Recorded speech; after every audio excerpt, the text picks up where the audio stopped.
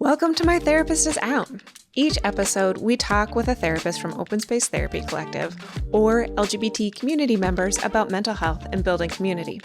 I'm your host, Renae Johnson, licensed therapist and founder of Open Space Therapy Collective, where we are your hub for queer and trans mental health care.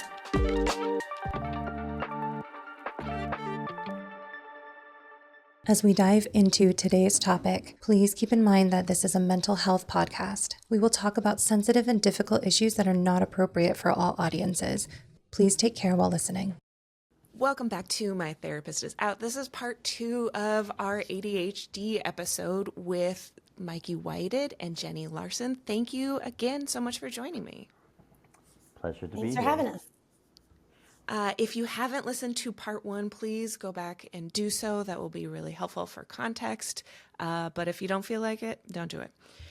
But I'm really excited to have these guests back with us again, not only because they are experts in their field, but also because they are siblings with different presentations of ADHD. So they bring a lot of both professional experience and lived experience into this conversation. Jennie and Mikey, can you both reintroduce yourselves, both who you are and what you do for people who weren't listening in the last episode? Sure, I'll start. My name is Mikey Whited. I am a psychiatric mental health nurse practitioner, board certified. They, them. I work for LA County doing community-based mental health. And I'm Jennie Larson. I am a special ed teacher, mom, and sister of Mikey. Great, thank you so much. Today we're going to dive into things that you can do once you know you have ADHD or you realize your kids have it, both medication-wise and, for lack of a better term in this moment, life hacks, ways, behavioral things that you can do, different interventions that you can do, communication, etc. But before we go into that, I think it's important, and both of you brought this up, that we talk about being an individual with ADHD and not that everybody with ADHD is the same. Can you both talk about that a little bit in your experience? Yeah, so in the last episode, we talked about how autism is a spectrum. ADHD is also kind of like a spectrum. Like there's one way that I have described it before is you have different areas where ADHD shows up in your life and how it shows up. And it's kind of like a stove. Like you've got all these different burners, and if you attach one trait to each burner, Mikey has his hyperactivity turned all the way up, whereas mine's a little bit further down. And then audio processing, you've got your burner turned a certain way, and other people have their burner turned a certain way. And so if you think about it like that, everyone's stove looks different, which means everyone's presentation looks different. One thing we didn't mention in the first episode, I was kind of just going to go over because it'll kind of make some of our later conversation about treatment a little easier. There are 3 main categories of ADHD symptoms. There's the inattention, which is kind of like difficulty maintaining attention, keeping focus, and that kind of stuff. Hyperactivity, fairly self-explanatory, like that, like the busy behavior, need to get up, move, and everything.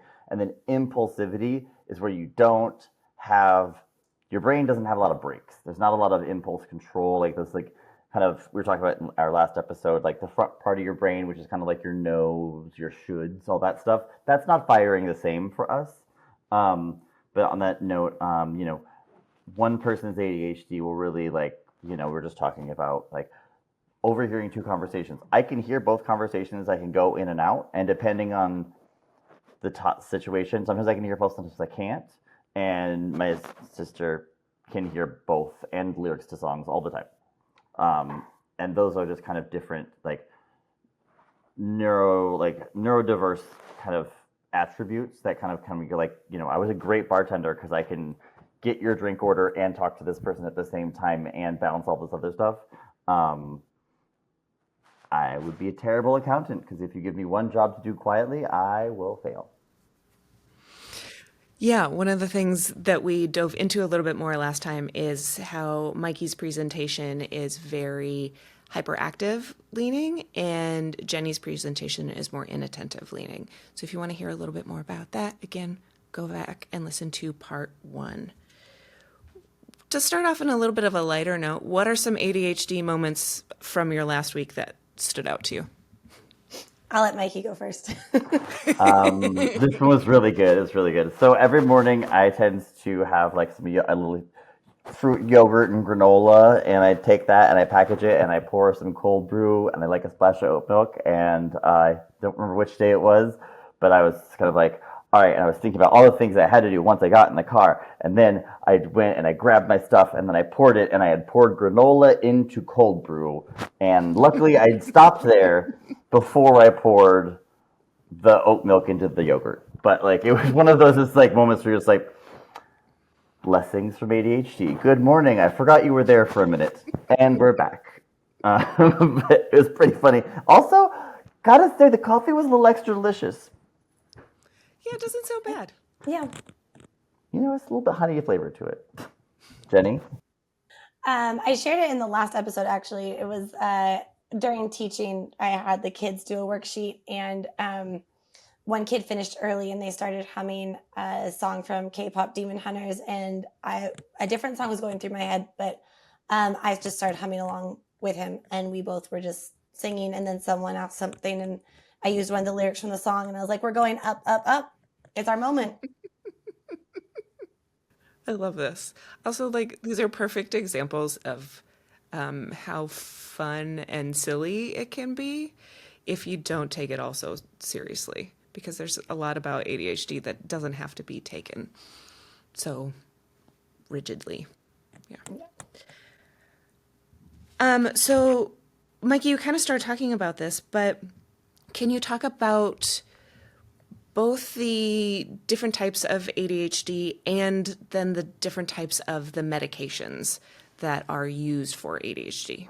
Right. So there's the three kind of main types. It's predominantly hyperactive, predominantly inattentive, and then there's the combined type. A lot of people fall in the combined type category. And depending on what your presentation is like, depending on what your medical history is like, depending on what's going on in your life, different medications are going to be more or less effective and more or less appropriate depending on what we're actually managing here.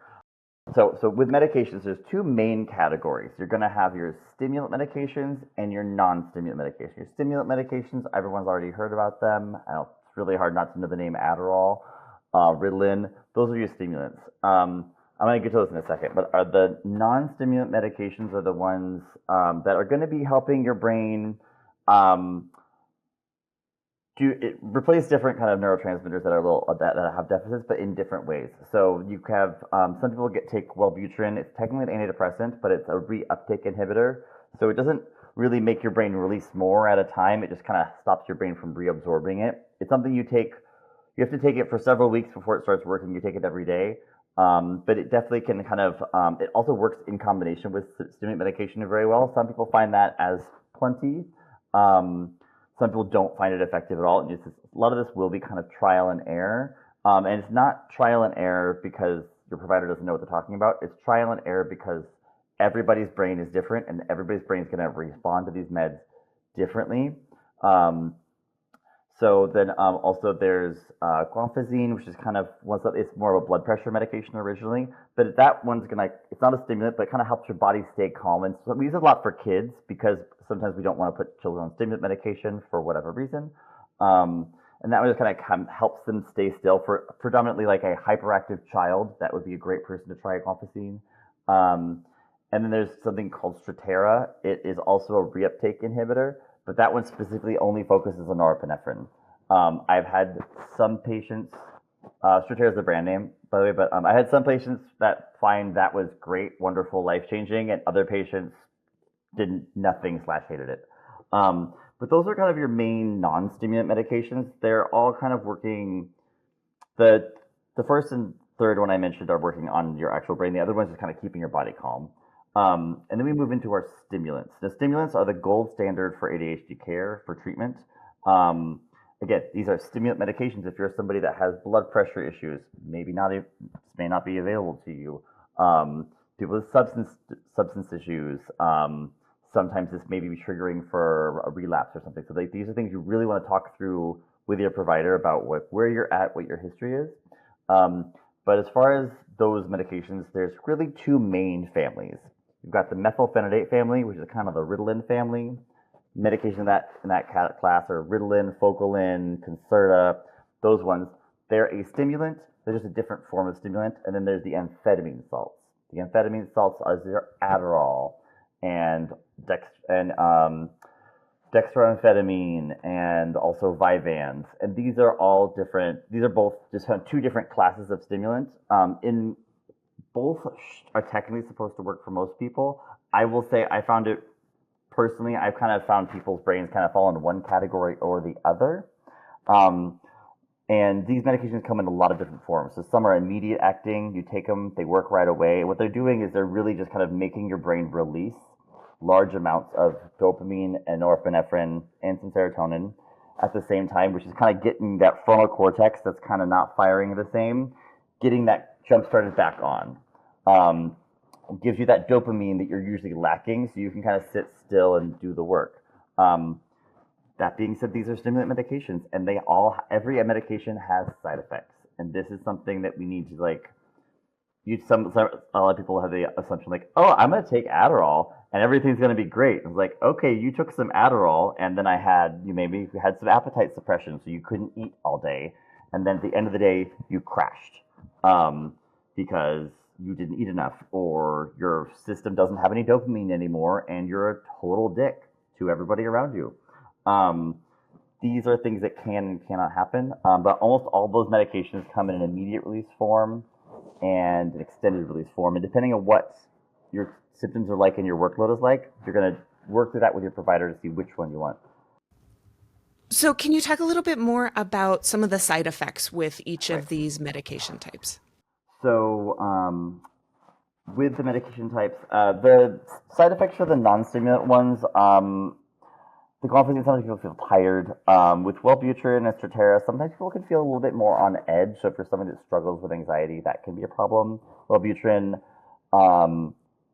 again, increasing dopamine and norepinephrine in your body. That one, sometimes people at first feel a little bit jittery, like you've had too much coffee. And those are ones that I tend, those side effects generally go away pretty fast. For the stimulant medications, these a lot of them can suppress your appetite, which everyone thinks is a good thing. It's not. You want your body to tell you that it needs water and food. The thing is, it's replacing some of those kind of normal signaling things with other signalings because you took the medication. So you want to watch out for that. Also, if you have heart issues, circulation issues, these may not even be on the table because they speed up your heart rate. They can increase your blood pressure. And these are things your provider will be asking about this kind of stuff.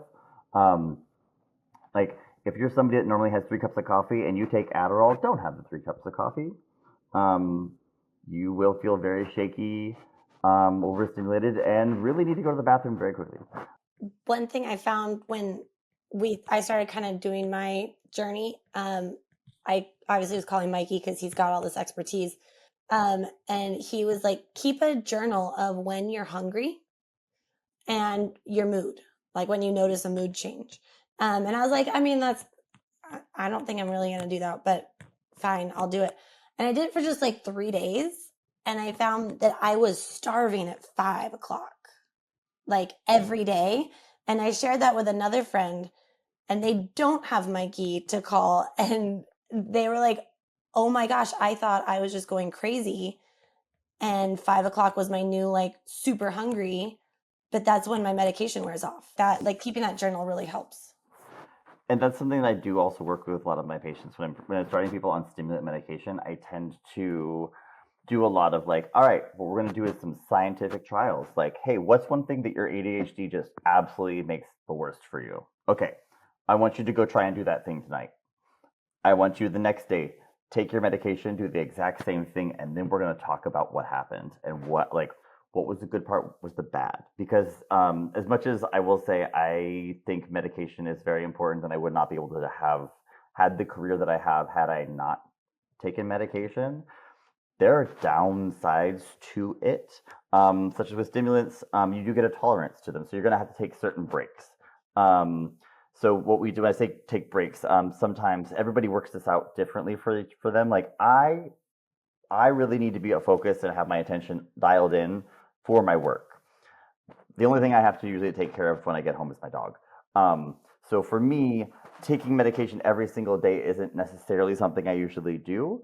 So I usually give myself, my weekend off, no meds, to help my brain kind of basically it helps your body not build up the tolerance. So you have to keep pumping up your dosing. That being said, when I was in graduate school and I had school clinical work and working on a thesis, I would take my extended release in the morning and my immediate release at night to keep my focus going, which was good. But there's also a certain point I'll start to affect my sleep. So these are just kind of different factors that we need to kind of be aware of with our provider. And before you start medication with a provider, have a good conversation with them. This shouldn't be like a 5 minute, like, hey, I'm me, I'm going to take this med and I'll see you in 3 months. Nope. In talking to a provider and going in and explaining what's happening and having an idea of what meds will or won't work for you, Jennie, I'd love to hear from you about what that has been like for you as somebody who's been diagnosed later and going into the doctor to be like, okay, I recently realized that I'm ADHD and I'm ready to start some meds. Yeah, so growing up, like high school and college, I was told that I had depression and anxiety, but I never took meds for those because it wasn't like to a point where I would need to. But I did a lot of therapy. And so then once I got my ADHD diagnosis, I was still doing therapy and I was also breastfeeding. And so I was very hesitant to take any medication because I didn't know what was going to go through to my son. That being said, thank you, ADHD. I just forgot to go talk to my doctor once I was done breastfeeding. And then I was like, why is everything so hard still? Like, I'm doing therapy. I had the diagnosis. What is going on? And my husband was like, why don't you go try meds? And I was like, oh yeah, I haven't actually talked to them yet. So then I went and I was like, hey, I got diagnosed 3 years ago. I've been in therapy. I've been trying all these things. And I just can't seem to get housework done still. Like, and I know that is a very common parent thing, right? The house is always a mess, but like it was really bad. And I was like, and I'm about to go back to work. So I really need some help. And so they were like, okay, here's something we can try. Like, what exactly do you need help finishing or doing? Like, is it starting the task? Is it completing the task? It was a really good conversation. And then I tried something and it was Ritalin and it was like immediate release.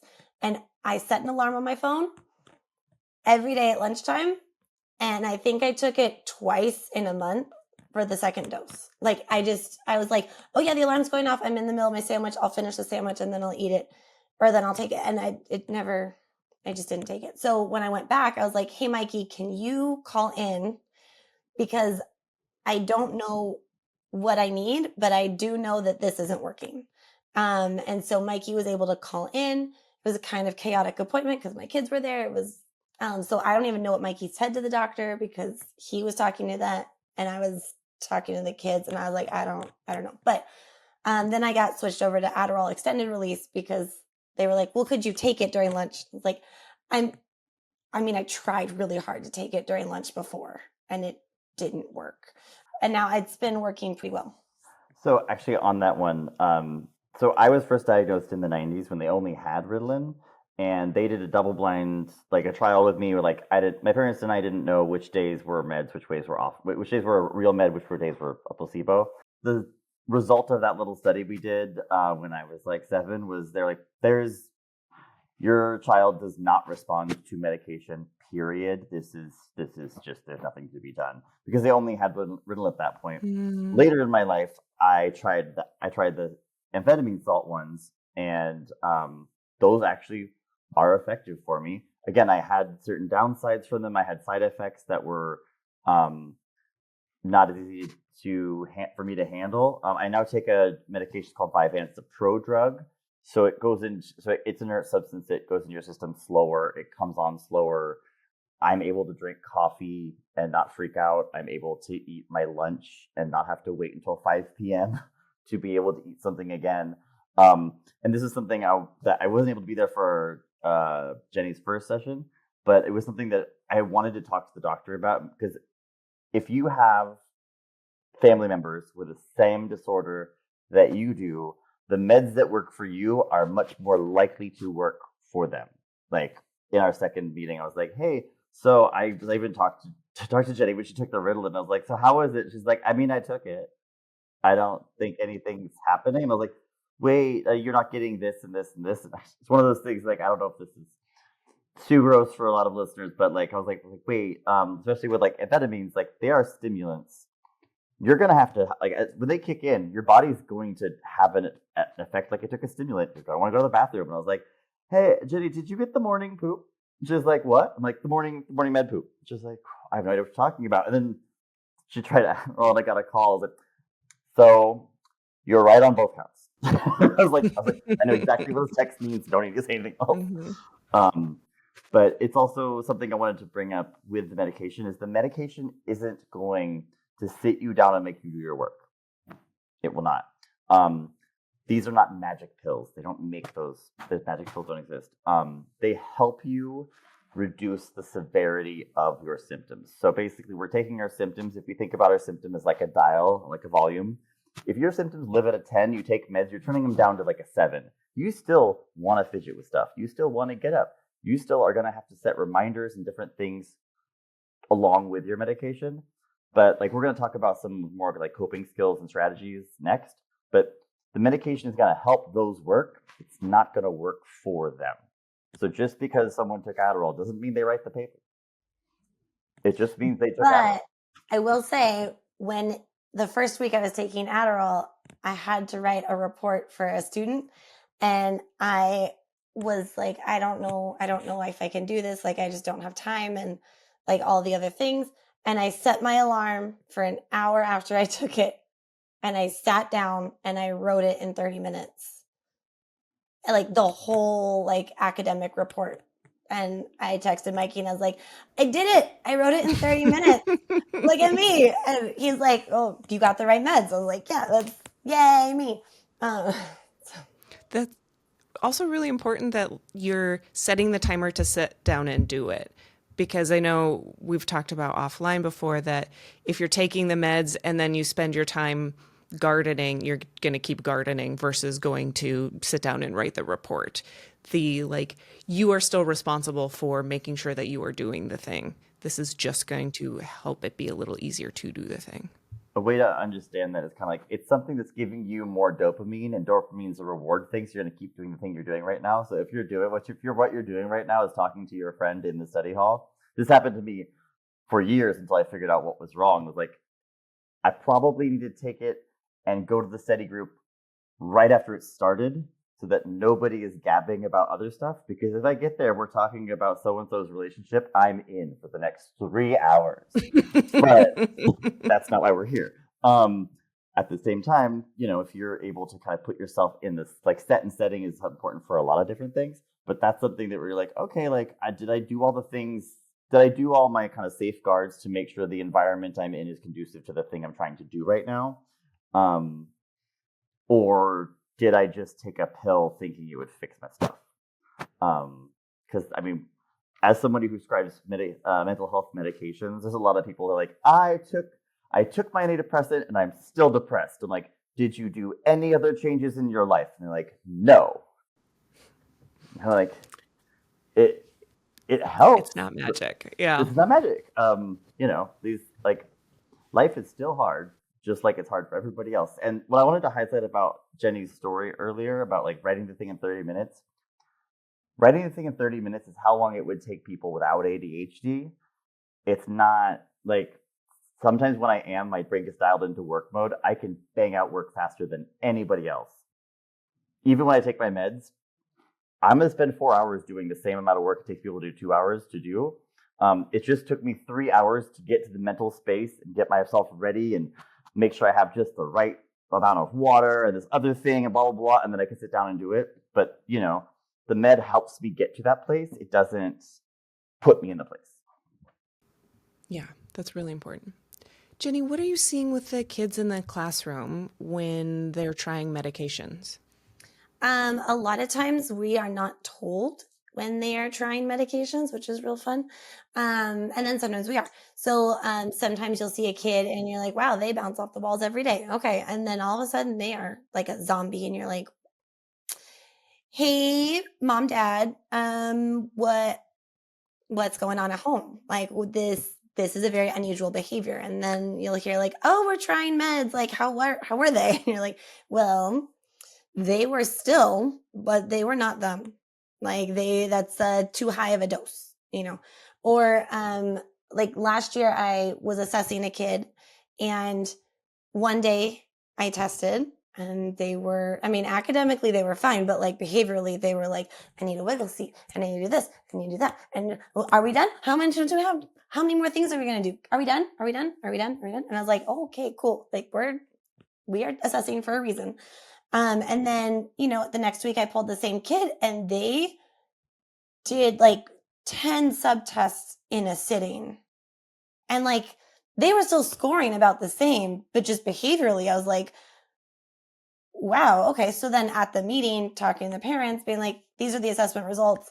Session 1 that I had tested was like this. Session 2 was like this. And they asked, when were the exact dates? And the day before the second session, he had started whatever the medication was that they were putting him on.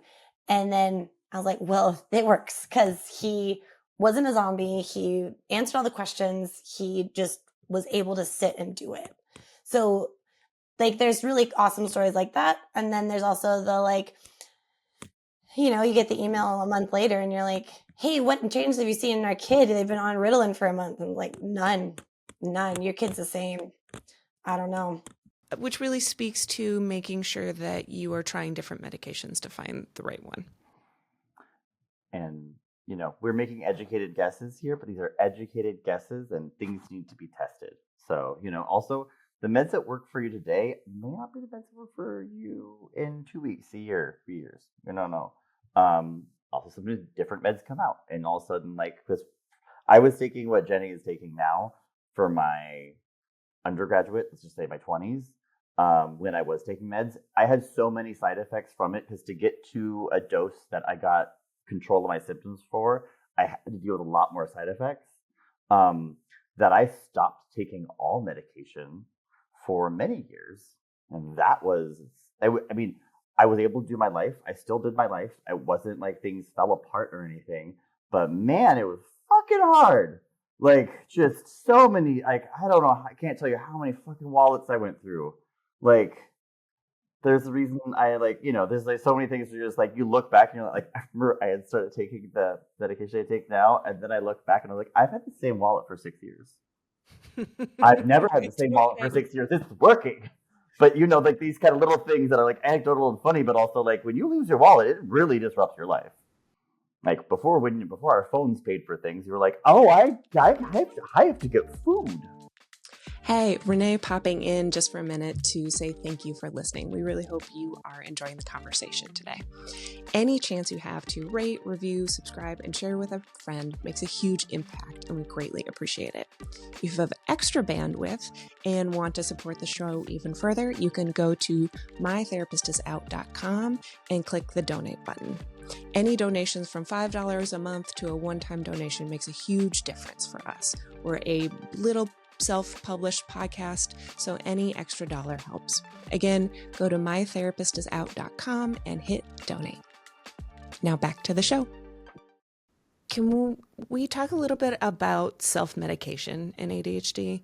Because that's something that I think, or that we know happens a lot, especially in the phases of not really realizing that may be something that you have, or being somebody who doesn't like medication or having stigma towards medication.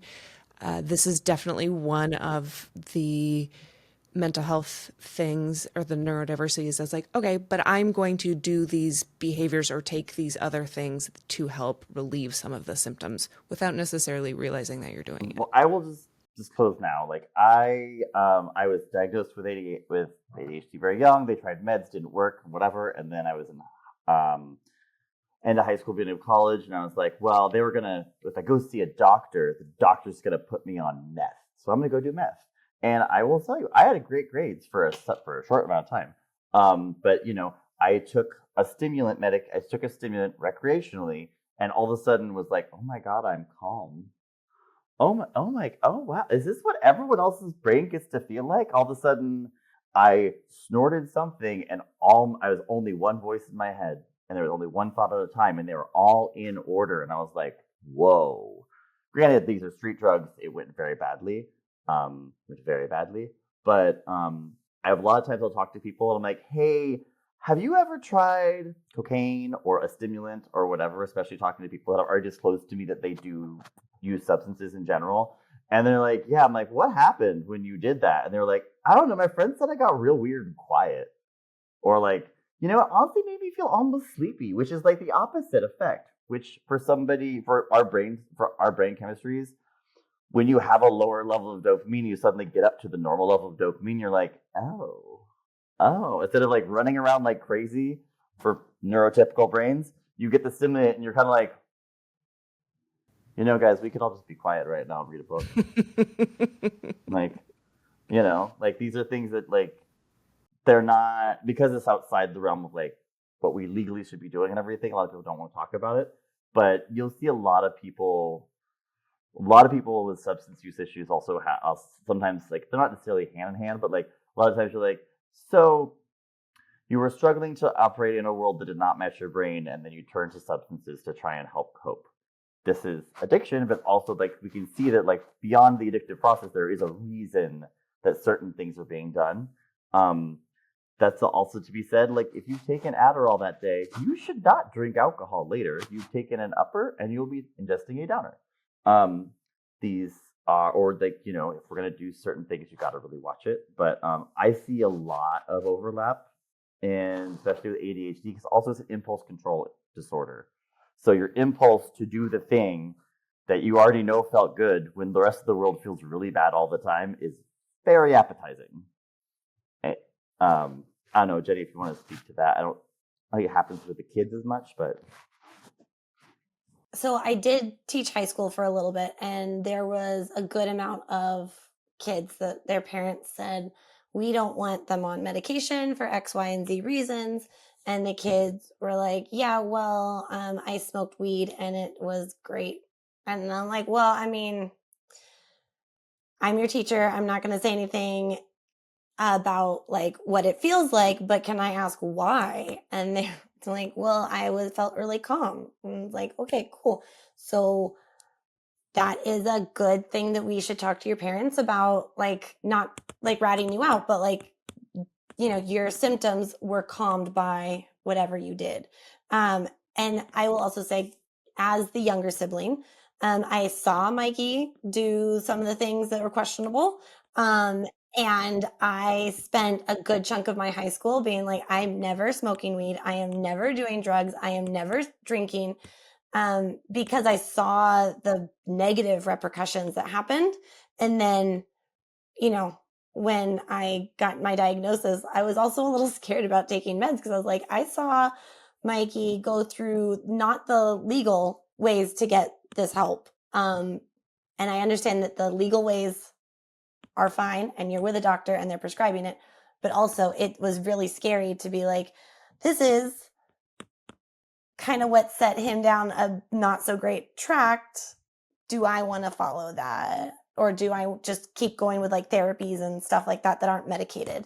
So that's also one of those things, right? That like it shapes how you look at it. And then that also, for the parents out there listening, like if your kid is asking about the meds, maybe talk to your doctor before they start trying the stuff on their own, because you never know what is in the stuff unless it's from a doctor. And that's a really good point. Is like people joke, and I make this joke all the time. It's like, well, did you take your meth this morning? It is one is called methylphenidate. The other one is amphetamine salt. Methamphetamine is the street drug. It is a wildly different experience. There is a lot of major risk right now in especially those kind of substances. in today's world, like fentanyl's now a thing and all this other stuff. And just like, it's when you're treating something as a medication, it can be a medication. When you're treating something as a shortcut and a release, and I'm doing none of the other work that needs to be done with this stuff, you're just using drugs. So it's something, and it's really hard to discern when you haven't had the experience of the first.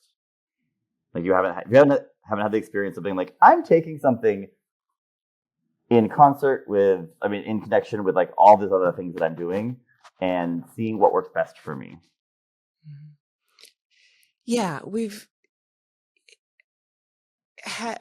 I've had in previous clients that I've worked with do the thing of like, okay, I've been taking street drugs and it's because it's been helping for so long, but now that I've been doing that, I actually can't get the regular medication.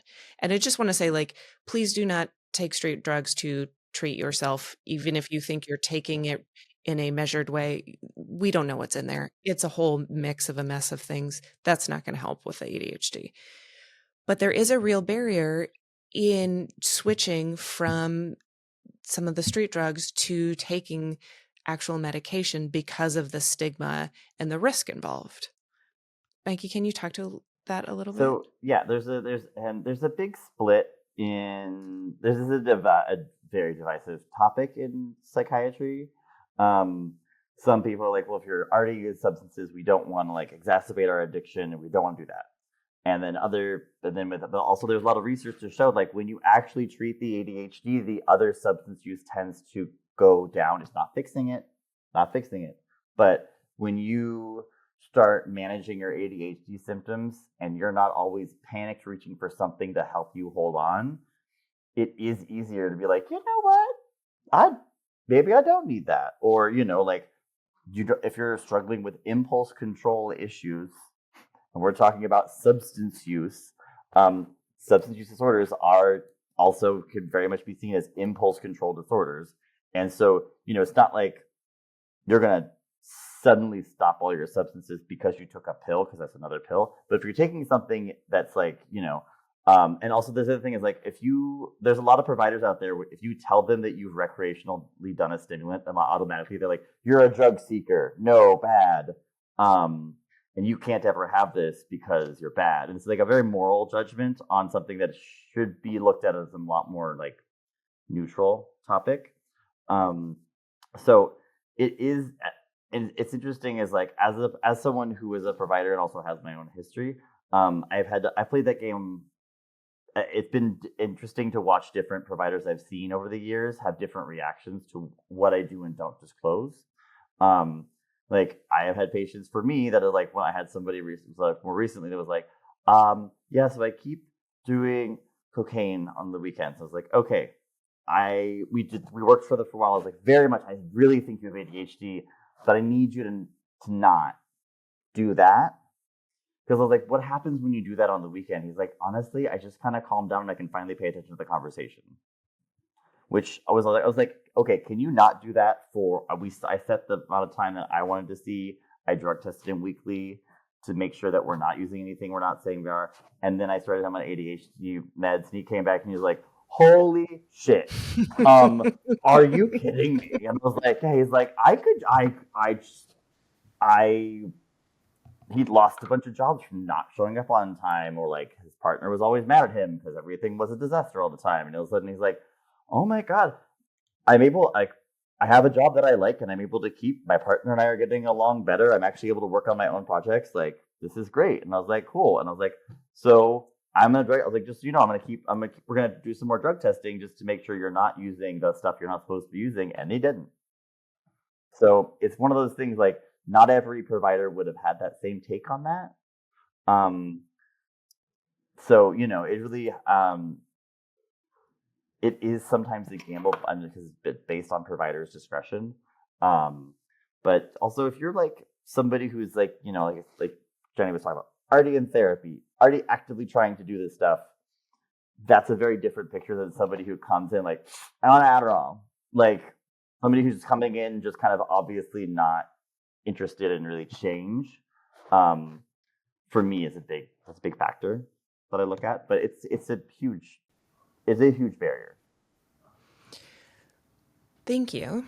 Let's pivot a little bit and talk about non-medication ways to work with ADHD, because medication is great and we love it, but that is just one piece of the puzzle. What are things that work for you as you kind of go about the day to day to help track and get to the places that you want to be that ADHD would typically try and pull you away from? I will say fidgets. I'm doing As I've been watching. as we've been talking. Yeah. This is one of the fidget things that I often give my students. I will buy a thing of hair ties and I won't put them in anyone's hair because you don't want anyone sharing the hair stuff in elementary schools. But if things happen, so you can use this in all sorts of ways, right? You can do this. There's a little thing that I do all the time. I just kind of go through meetings just doing this. Like, it's the best fidget because you just stick it on your wrist and then it's there and then you have it all day. It's quiet. It doesn't distract anyone as long as you don't fling it across the room, which I've also had to take it away a few times from students because it can be weaponized. Yes, and you. And yeah, the other thing that I personally works really well for me is something called body doubling. And so it is, I have to write a report. If I sit in a room with someone who is also writing or doing some kind of like their own task, like their work, reading, something that they're not going to be talking to me, but they're in the same room and they're still doing something academic-ish, I can write a report because someone else is writing the report and my brain goes, oh, you need to be doing what they're doing. Okay, I can do it. Or cleaning. Like in my house, we on Saturdays at some point we have an hour chore time and it's just 1 hour. And then sometimes it gets extended if things don't get finished. But in that hour, we all do chores. And when one of the kids sits down or like if my husband's on the couch and he's like, I did a whole bunch of chores earlier, I'm kind of done. My chores don't get done or they don't get done as fast because I'm like, well, he's sitting on the couch. I want to sit on the couch too. Like, I don't want to be doing this. And the kids, they'll go and play and stuff like that. But I will be like, no, I am doing laundry right now.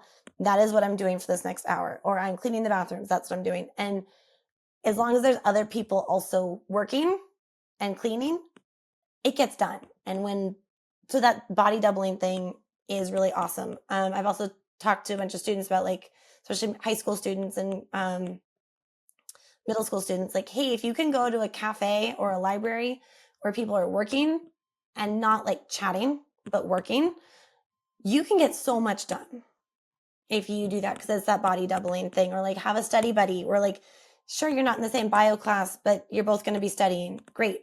Go to their house, hang out, do the homework. So that's one thing that really helps me is the fidgets and the body doubling. Which actually segues into, we were talking about earlier, like if every person with ADHD is different. For me, body doubling can be awesome or the absolute death of anything getting done because I want to talk to them. It depends on the person, depends on how your relationship is. For me, I would say routines are something that are super important for me and I despise. I hate them. I do not want to be a person with routine ever. But that is something that has probably been one of the best kind of things for me to be the most functional I can, especially when I get into a routine and I'm like, okay, I get up at this time, I try, and I also already know that I have to set 3 alarms because I turn the first one off and the second one I go, haha, I'm not ready for you.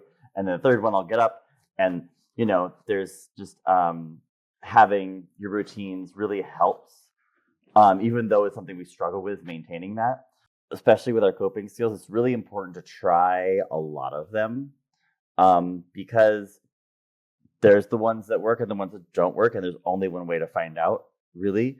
Like certain things, like for me, I always used to lose my keys just constantly. And now the first thing I do when I move into a place is I install a hook next to the front door. That is the only place my keys can go. That is the only place like if they're not there, they are gone. It's things like that like you just kind of get to know what works for your brain, what's not. Like I move into places, I'll make a key and I make 5 sets of it and I give it out to my 5 best friends in case I lock myself out. Since I've done that, I haven't locked myself out. But at the same time, like that was years of trying different things. It really is an individual, but also Jennie was talking about timers. I've never had that work for me. Alarms, 50-50. But the having a routine at like when I come home, I do X, Y, and Z in this order. And if that deviates, we're kind of screwed. But like, Also with the routines,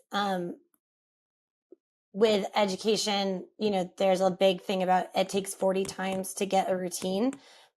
And for, neurotypical students, that is true. Like it will take 40 days for everyone to line up at the bell. It will take 40 days for everyone. Like when you say, all right, let's go to the carpet. It'll take 40 times of doing, let's go to the carpet. Let's go back to your seats, for everyone to like stand up, push your chair and go to the carpet, or stand up from the carpet quietly and go back to your seat. But with neurospicy brains and especially ADHD, it is 80 times. So you need to do it so many more times. I also, on top of teaching, do executive functioning coaching or tutoring. And I will tell parents when they, reach out and they're like, hey, what do you do? Like, what is this executive functioning coaching? And I'm like, okay, so we're going to try things. And they have to try it for 3 weeks before they can say it doesn't work. And a lot of times parents are like, well, that doesn't, like, I need you to fix the kid. And like, that's not how it works. But because the first week I will tell them to try it, they may or may not try it. The second week they have finally tried it because I'm like, no, I'm going to text you every day now to make sure that you're doing it. And then when I meet with them the second week, they maybe have done it and we can talk about pros and cons and then we can adjust it just a smidge. And then that third week we can decide, okay, now we're good and we're going to continue the strategy, or all right, that didn't work, let's find a new one. And it is a marathon, it is not a sprint. Like we are finding what works for you this year, because next school year everything's going to change, including what works. So like your planner might work this year, cool. And I know ADHD people are like, planners, ugh, but like the planner will work sometimes. And then the next year you're like, no, that planner is out the window, I'm not writing anything down. So like you can do sticky notes, you can do color coding, you can do timers, alarms, you can like write out your week on Sunday before you even get to school. You can like, there's all sorts of different things you can do that work or don't work. Yeah. And one that we haven't really talked about much, which is a kind of coping thing, but it's not really something. Exercise, I would found for me, that was part of my routine. Getting exercise in my routine has been so helpful for me. Even if you're not like a gym person necessarily, my life has changed where this is not the case anymore. But it used to be for many, many, many years. I would wake up in the morning, go to the gym, and then go to work, or wake up, like, go work out, or like I would ride my bike everywhere. So I was getting a workout before I got to somewhere that increased your dopamine, norepinephrine, and made me more functional when I arrived. But especially something that I talk about, I mean, the limited interaction that I've had with kids in the clinical thing, I'm always like, parents like, what can I do? And I was like, what are you doing to run off your crazy? And they're like, what do you mean? Is what I called it. Is like, I gotta go run off my crazy, otherwise I can't sit still for this thing. Like when I have to go do something that's really boring, I'm gonna go work out or ride my bike or whatever exercise it is for a significant amount of time before I have to sit still and behave. Because that, for me, again, very hyperactive person, I got a lot of energy to burn. So if I just try and muscle through it, it's gonna fail. But if I can, go mountain biking, show up to lecture, yeah, I look gross, but I was able to pay attention, I got an A. However, again, one person with ADHD is one person with ADHD. I have also found exercise works for me, but if I do exercise in the evening, I am wired. And so a lot of times kids' activities are after school and they're at 4 and 5 or 6 at night. And so then they get out and you're in theory, like my daughter has a gymnastics class and it's from 5:30 to 6:30. And in theory, we eat dinner around 6:30 every night. Mondays obviously are a little different because of the gym class. So we eat a little bit later, but then she is like wired and she's like, "So what are we going to do?" And I'm like, "We're going to bed." "No." And I'm like, "No, but we need to go to bed." And a lot of the gym parents are like, "Oh, I love having this class so late because they're so exhausted by the end of it. They just want to go to bed." And I'm like, "No, not my kid." Mm-mm. And like we've done 2 back-to-back classes before just for makeup purposes, and they like she's like extra wired and like doesn't go to sleep till 11 p.m. And I'm like, "You are 6 or 7, like you can't go to bed that late. Like you need to be asleep." And so just caution of what works for one person and what works for one person. And then also with kids, I know a lot of parents, and myself included, we are worried about putting our kids on medication, especially kids of a really young age, because like my daughter's only 7. And so we go to therapy and we have an ADHD therapist, and like it's through the doctor. And it's a lot of emotional regulation pieces, to be honest, and it's great because especially because like my son also comes with us, and so then they're like, "How's the sibling thing going? Like, are they like?" And so we're able to get both of them kind of in one go, but that has been super helpful. And then I'm trying all the different strategies I know for my kids, like my students, on her, and I'm like, "Does this work for you? Like, if we all do homework at the same time, like I've got homework to do as a teacher, you've got homework to do as a student. Let's all do it together." And the body doubling thing seems to work for her. Like, that's cool. But if it's like, "Hey, it's time for flashcards, I'm going to sit you down and do flashcards with you." Oh my gosh. Like the first few months of kindergarten when she had flashcards for the first time was like, holy heck, we are going to battle it out over 10 flashcards of sight words. Like, what is going on? And she could read it. She just didn't want to do it. And so she was like, "I'm not going to do it. I don't want to." And it was like, eventually it was like, "Okay, we're going to lay down. We're going to put our feet in the air and we're going to like windmill them back and forth." And so then I would put the card like laying down in front of her face and she would move her legs to one side, say the word, go to the next card, say the word. And like that was how we had to do it, because otherwise it was a power struggle. And so, everything works for someone and then it doesn't work for someone else. And you just have to keep trying until you find it. And be flexible with what, Mm-hmm. like, it's really, when we think we have our thing figured out, we're always like, "I've got it figured out," and then sometimes later you have to admit, like, "I had it figured out. I don't have it anymore. God damn it," and go back. It makes me really register how intense of self-examination this is continually requiring of you. And that can get really tough, especially when it's already a neurodiversity that's heavily stigmatized. And you're trying not to be like, "I'm not broken, I don't need fixing," and holding that while doing all of these strategies so you can participate in life the way that you want to, and try not to be in a state of a shame spiral all the time is really tough to navigate all of those at once. I was gonna say, I'm like, it definitely is, and this is something that we're gonna get to in a little bit, but like, therapy is a big thing that I don't. A lot of people think they're gonna go to therapy for ADHD, and they think it's gonna be more like this, that like what Jenny was talking about with a lot of like the cognitive strategies, and a lot of it is gonna be not as going to be dealing with the emotional side of stuff, because I can't tell you how many people are like, "We'll just have a to-do list." Oh my gosh. It's the worst thing. I mean, I also make my to-do list with 3 things that I've already done on them so I can cross something off, because I know I may not cross anything else off.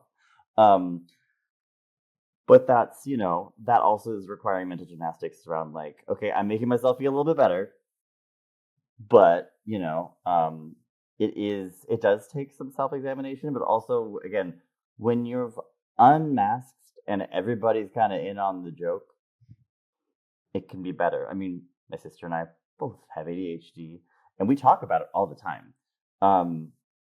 Because it's something that it's part of our lives. It's kind of like, some people like it's kind of one of those things you just have to cope with.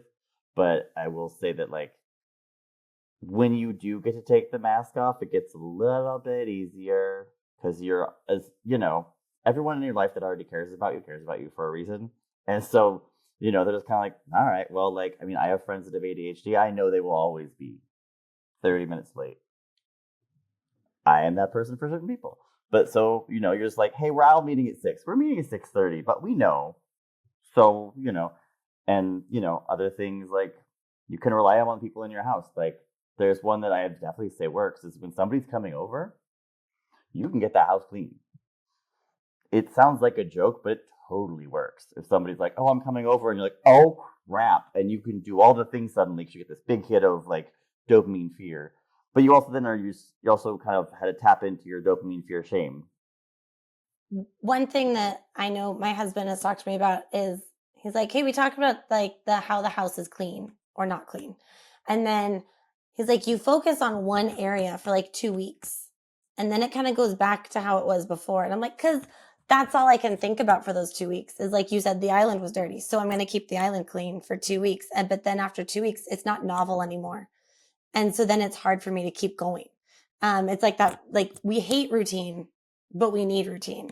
And I know every January I print out a list of things that I want to get done weekly. I need to get done every 2 weeks. I need to get done monthly, and then things that need to happen twice a year. And I print it out and I put it next to our family calendar, and then I can just like check it off every week. So like, you look at it and you're like, wow, some weeks everything's checked off. And then some weeks nothing's checked off. And you're like, that's life. Like it happens. But like, I have to have that system because if you go, all right, it's time to clean the house. What are you going to do today? I'm like, I'm going to pick up the toys around the house. I don't know. What else do I need to do? Like, and then I look at the list. I'm like, oh, I haven't mopped in 2 weeks. Oh, we haven't changed sheets in 2 weeks. Oh, nobody's cleaned. Like, you have to clean the coffee makers every now and then, right? Like you have to run like the stuff through the Keurigs. Like I don't ever remember when I'm done that or not. So I have that little checklist so I can be like, oh yeah, we haven't done that in like 6 months. We should probably do that because we make coffee every day. Stuff like that. And then that helps, but it also sometimes is like also a little shameful reminder of like, oh yeah, I didn't do it. Sorry.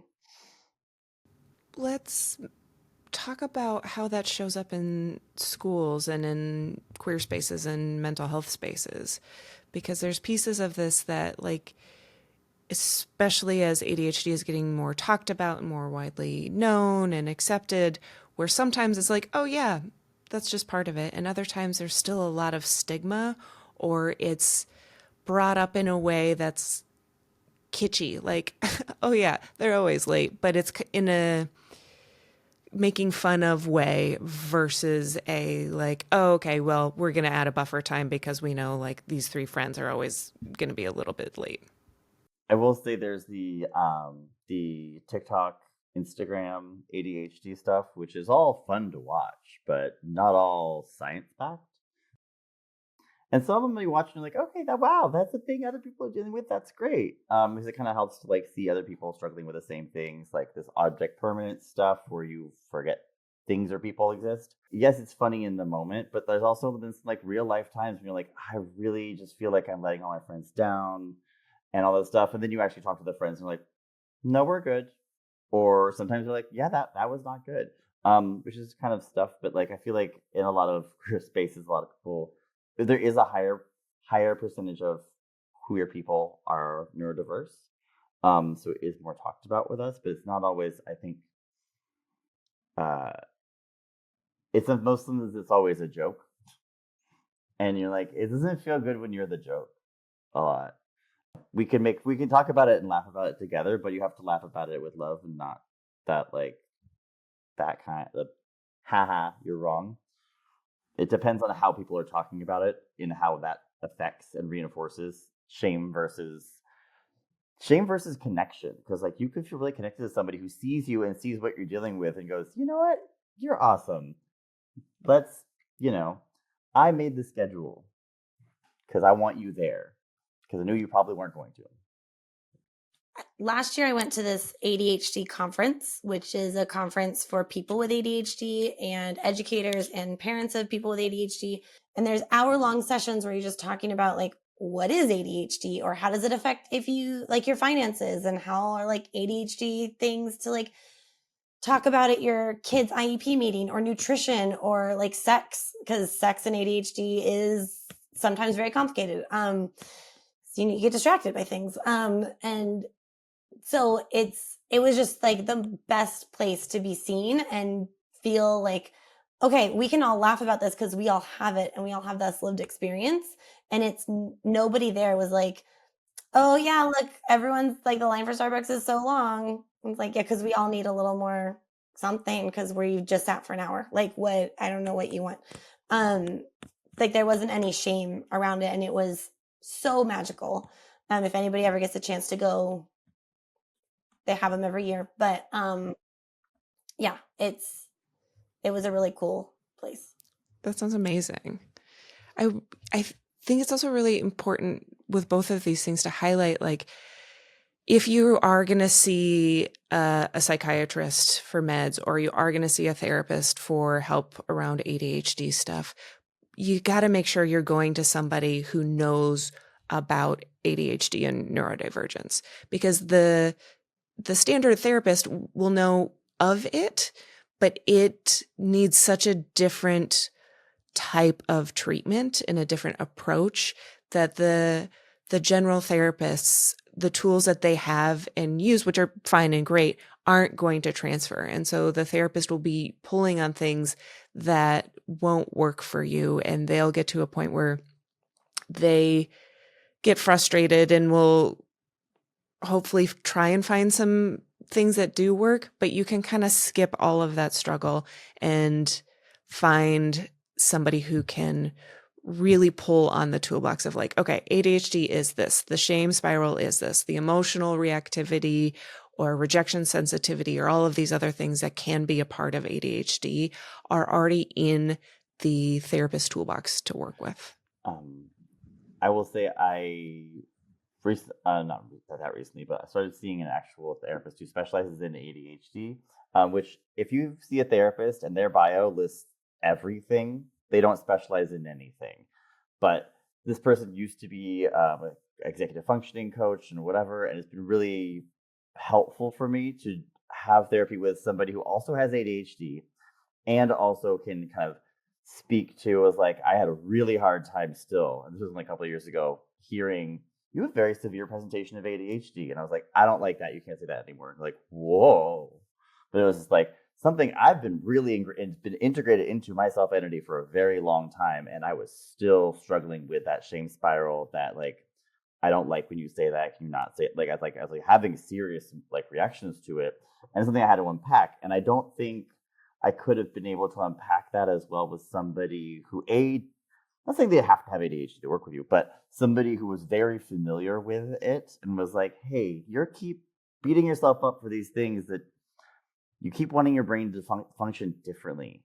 Like, obviously, they were like, obviously you're an intelligent person. Like, I am a medical provider. I've been doing this for a long time. I have board certification, all that stuff. It doesn't stop the shame part. And it was kind of like having to reorganize what my expectations were of myself and my ways of interacting with people, and having to be up front. I did not used to start job interviews off with, hi, I have ADHD. Now I'm like, hey, you're so in luck I have ADHD. Like, not phrasing it like that, obviously, but there's a lot of like continued acceptance that you're going to need to have. And a lot of people will list ADHD as something that they do, especially for medication providers. We're not all the same. So if somebody lists everything under the sun as their specialty, they don't. But when I work with certain people, I've worked with people in the past who do actually truly, this is kind of what they do, like kind of their passion. The amount I could get out of those sessions was so much more. And also someone that could speak your language, because somebody who's going to treat you like someone with a different type of brain processing isn't useful. In both Mikey and I's education, ADHD is kind of touched on, but it's not gone on in depth. So if you have a general ed teacher, like your, general second grade teacher, they know what ADHD is on the surface, but they don't have the tools. And then you go to a special ed teacher, they also might not have the tools. They might be like, oh, because in special ed, we do a lot of behavior stuff in our education to become a teacher. And a lot of like, how do we write an IEP and how do you do all these things? But there's not like specific, oh, this is ADHD. This is what happens. And I know when I've talked to Mikey before, he's like, they didn't go over this. I don't know. And so it's something that you really have to look out for is does your person, whatever you're looking for, did they go through the training to become the ADHD person, like that knows the stuff?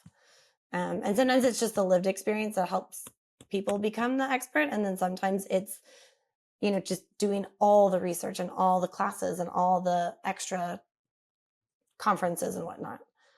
Yeah. Well, thank you both so much. We've had this conversation twice, 3 times now. And I'm sure in our social life, we will continue to have this conversation. But both of your insights are deeply profound and really helpful. And I'm sure we'll get a lot of questions from listeners. So please feel free to email us and we'll pass those questions on to Jennie and Mikey. And they have generously offered to help answer what they can or point you in the direction of somebody who can be of help. So thank you both so much. And I've got to ask, since we didn't do this last time, for you two, what are queer moments of joy over the past week or two? Okay, I would say my most recent queer moment of joy was doing some daytime barbecue party hopping and realizing that I was just bouncing from one group of queers to another and one queer hot tub to a queer pool, and it was just a really wonderful day full of so many dogs. It was lovely.